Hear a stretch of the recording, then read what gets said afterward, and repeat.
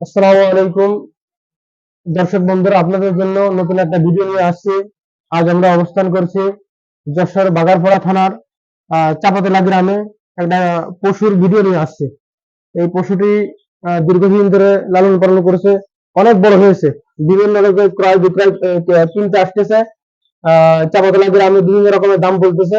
তো আজকে আপনাদের জন্য ভিডিওটা নিয়ে আসছে, কিভাবে এই গরুটা লালন পালন করলো, এত বড় করলো, এবং কেন বিক্রি করতে চাচ্ছে, এবং কত টাকা দামে বিক্রি করতে চাচ্ছে।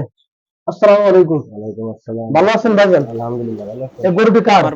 গরু কি ভাই মাঝে বিল্ডার নাম মালয়েশিয়ায় থাকে।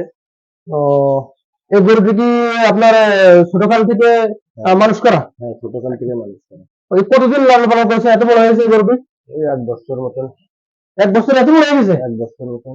এ কি খাওয়ান কি? সাধারণত ভাবে এত বড় তো গরু হয় না, তো কি খাওয়ান আপনারা? ঘাস, ফল, খুদির ভাত, মানে বেশি খাবারই খাওয়ান? ভুসি, বেশি খাবার খাওয়ান? বেশি খাবার।